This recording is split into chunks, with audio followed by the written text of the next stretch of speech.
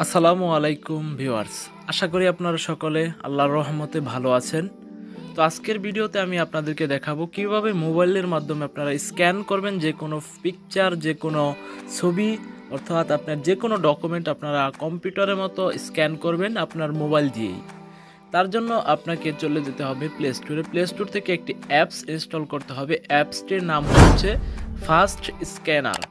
তো fast scanner আমার স্ক্যানে already install করা মোবাইলের মধ্যে।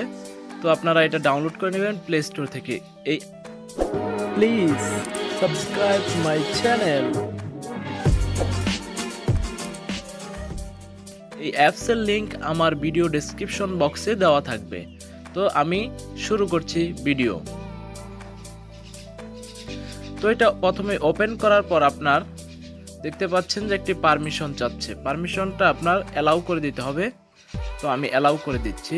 তারপর আপনার মিডিয়া ফাইলসের অ্যালাউ করে দিবেন। অ্যালাউ করার পর আপনারা দেখছেন একটু লোডিং হচ্ছে। তো লোডিং হওয়ার পর দেখতে পাচ্ছেন যে আমি এখানে ইতিমধ্যেই অনেকগুলো ফাইল স্ক্যান করে নিয়েছিলাম, যার কারণে এখানে স্ক্যান করা ফাইল অনেকগুলো দেখাচ্ছে। তো আমি আপনাদেরকে জাস্ট একটু দেখাই আমি যে ফাইলগুলো স্ক্যান করেছিলাম।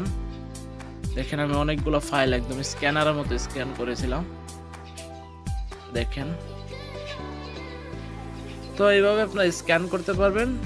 তো আমি একটা জাস্ট স্ক্যান করে দেখাচ্ছি আপনাদেরকে।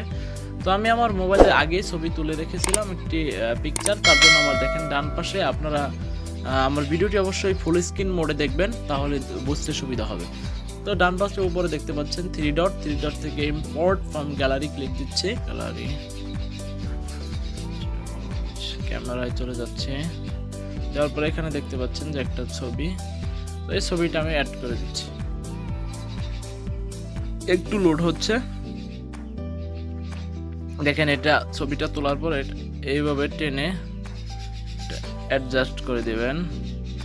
যতটুকু ছবি আপনার ততটুকু আপনি নেবেন।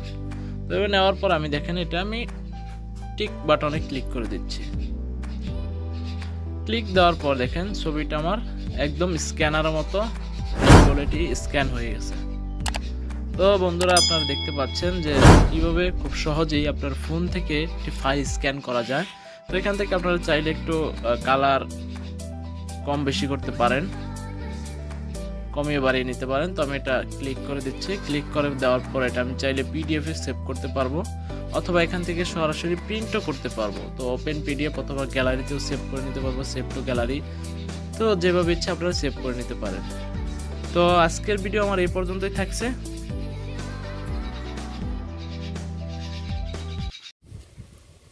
ভিডিওটি ধৈর্য ধরে দেখার জন্য ধন্যবাদ। আমার ভিডিওটি যদি ভালো লেগে থাকে আমার চ্যানেলটি সাবস্ক্রাইব করে পাশে থাকবেন।